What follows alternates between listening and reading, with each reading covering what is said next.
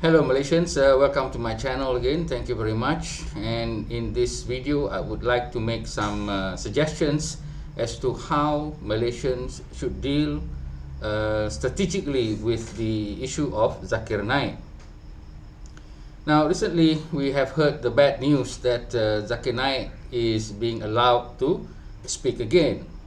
This has been confirmed by Minister Saifuddin Nasution, Minister of Internal Affairs, has said that there is no ban on Zakir Naik speaking, and the ban was only effective in 2019. There was a police investigation, but there was no report or any follow-up with regards to that. That is how it has been shown. But after that, Zakir Naik seems to be very quiet for I think about 2 years. Maybe some people have advised him that the climate is not correct or is not right for him to speak, and so he has been quiet, and we have been rather happy on that. But recently, the Mufti of Perlis has taken it upon himself to be a hero for Muslims, and forgetting that he is also a Malaysian, and put himself above everything else, above the sanctity of being Malaysian, and only concentrate on the idea of him being a Muslim hero. And so he has invited Zakir Naik to speak, and this has caused some storm in our society. Now, we must all have to decide on how to deal with Zakir Naik. And there were some news about certain people recommending certain ways to deal with him, and we can see in the news, for instance, Nazri Aziz, one of our senior politicians, saying that that's why we should have the Sedition Act, because the Sedition Act is preventive, and therefore we can put away people like Zakir Naik, just like that. Now, many people like what Nazri was saying, but I must caution all of Malaysians that many of these former UMNO leaders or ministers like Rafida Aziz and Nazri, when they are not in power, they will say many different things, many wonderful things, many mature things, but when they are in power, they are the cause of many problems for Malaysians. And so, by bringing back the Sedition Act, you're opening a can of worms to the other things that we have already closed. And so, although it's a very easy thing to say, but many Malaysians have forgotten what the Sedition Act has been something that is a thorn on the side of our culture, in our community, in our maturity as a nation. Next, we have Wahida Murty, former minister and also leader of Indians in Malaysia, saying that we must reinstate the ban on Zakir Naik. The government, the unity government, must do that. Now, again, talking as a free person instead of part of government is different, because if the unity government institute a ban, then the unity government will be totally unpopular among the Malay community, and people like Asri Zainal Abidin will carry the flag of denouncing the perhaps denouncing the unity government as being not for Muslims, and also as something like a prosecution or persecution of an innocent man like Zakir Naik, who actually is wanted by the Indian government. And so this is something which is difficult for the unity government to actually consider, but it is easy for us to say. Then we have also NGO saying that, well, what was the result of the investigation, and why is Zakir Naik not given a gag order for him to speak? So these are all the reactions which are very, very predictable, and these are the things that I have actually warned a lot of people not to do in my article that I had written for Malaysia Kini. how to actually deal tactically or strategically with Zakir Naik. Although my article may not be popular or not being liked by a lot of Malaysians, but this is how academically, strategically, politically you need to handle a person like Zakir Naik, a very popular personality, quote unquote loved by many Muslims, even though many of these Muslims or Malays do not even know how to speak English. And Zakir Naik himself is not a Islamic scholar at the level of, say, Dr. Asri Zainal Abidin. He is just an evangelical theatrics, meaning he projects himself as a person who does da'wah and converting a lot of people to Islam. And many Muslims like that very much. Muslims think that if you can help many people come to Islam, then they will have great blessings from God, something which I have never actually read or found out from my understanding of Islam. My understanding of Islam, you get great rewards for helping the poor, for helping the orphans, for being just to all, for helping everyone, doesn't matter whether they're Muslim or non-Muslim. In my understanding, nothing is really emphasized with regard to trying to convert people, making sure they become Muslim. And so these are the different things between my understanding of Islam and with most Malays who merely understand it from not reading, not reflecting, but only following, imitating, and just mouthing whatever their favorite ustaz say and whatever that is popularly narrated. Now, for me, I think there is two different ways for us to actually deal with Zakir Naik. What I would like is for personalities like people in ABIM or IKRAM, and we also have great scholars who are progressive in thinking and understand nation building in ISTAC as well as in IKIM.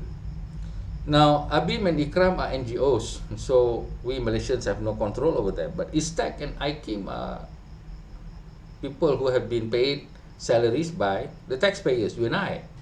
So Malaysians pay these people, as well as professors from International Islamic University, and also these other 20 public universities that have Faculty of Islam or Department of Islam. Where are these people? This is the problem. Every time Zakir Naik makes controversial statement against other religion, they are quiet.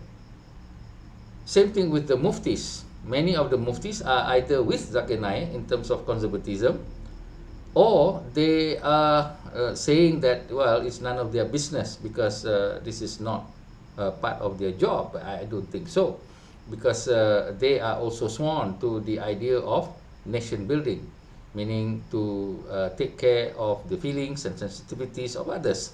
I think it comes with the job of the mufti. Apparently, Asri Zainal Abidin may not be looking after that very much because this is what he has done. Now, personally, I have nothing against Zakir Naik. If he wants to speak about Islam, whatever knowledge that he has, he's welcome to it. And I hope that there are people who can be there to moderate and to also propose a different view to what, or critical view to what he is always spouting. He's always seen alone and in a theatrical manner and dramatic manner, as well as being able to speak without any challenges whatsoever. So this is the situation with Zakir Naik, and if he were to speak about some aspect about Islam, well, that is one thing. For instance, he says things like, well, it's better to have a leader even though he's corrupt, but that is Muslim, and not to have a non-Muslim leader. According to Islam, this is not right. I disagree with him. But then that's okay, because that is between us as Muslim. But when he touches on other religion, even though he says that this is an academic or this is the truth about his experience as a Hindu and things like that, well, we have crossed the boundary of our kesopanan dan kesusilaan. We have a code, like Nazri said. We have a certain culture. And so these are things that we should not take lightly. And I'm very sad that some muftis taking it very, very lightly, or actually ignoring it totally.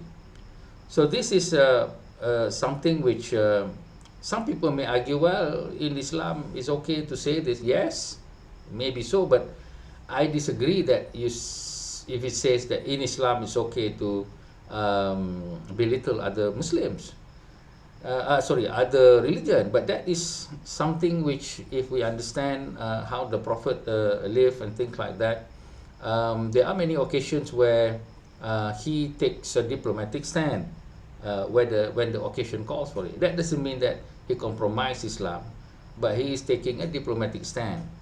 When we see how he dealt with the Quraysh, who was domineering in many ways, but he understood the power of diplomacy and also sensitivity of certain situation. Now, what I think that Malaysians should do is, first of all, that Malaysians should actually really be very careful of attacking Zakir Naik. I think if non-Malays are very harsh and very provocative in terms of attacking Zakir Naik, then it will embolden the forces of conservatism, like certain NGOs like ISMA, or NGOs like Berjasa, or other, maybe saying things about Malays against non-Malays and Muslims against non-Muslim, and this is something which we do not want. So I would advise us to be very careful, whether in a private WhatsApp or whether we cannot attack anybody in a derogatory manner. But of course, in the social media, maybe there are some people who would do that. Maybe there are some cyber troopers who's trying to instigate a certain thing. That is a very, very bad thing. So what I would like to recommend is that if there is a certain issue that was raised, if Zakir Naik was saying something that is not what he should say about other religion, then I would like to ask that the non-Muslims and the Muslims come together to produce a joint statement. Do not let Zakir Naik divide us by him attacking certain religion and then that religion answering. I think the religion that he attacked, or those people who are in that religion, should be patient and should craft their response in a very strategic manner. By just putting out things, it will worsen the situation and will, as I said, divide us together. Next is that we now have a new harmony committees, and this is something which we can use by us making a full report on what is being said by Zakir Naik if it is offensive, and also getting the backing of the Harmony Committee to debate and to deliberate on it, and after that taking actions by the Harmony Committee. So if the Harmony Committee consisting of all groups who are so-called experts, then I feel that it is stronger. And I feel that maybe the personality of the Yang Pertuan Agong, or personality of certain Sultan who is always thinking of Malaysians and not just the Sultan's own race or religion, will then be able to actually say something more powerful and more beneficial, because it will stop us from this war of words that will certainly divide us as a nation. Now, the third thing is that we should always treat Zakir Naik with decorum, meaning that we should not be using vulgar words or bad words against him.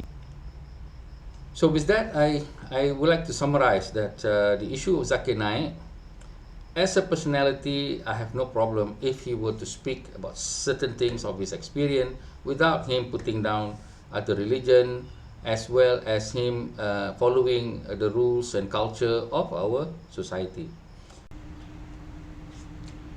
Hello everyone, my name is Professor Dr. Muhammad Tajuddin, and I have written a book called Not the Islam I Know.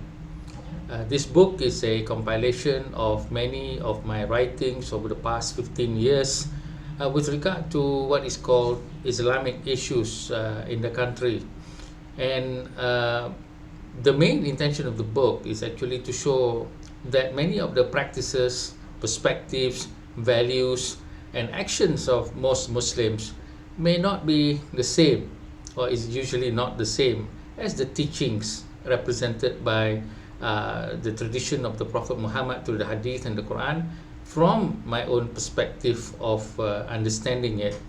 Now, I hope you would be able to understand Islam a bit better, so that you would differentiate between the practices of Muslims in their political and social context with regards to the differences to the actual teachings of the Prophet Muhammad itself.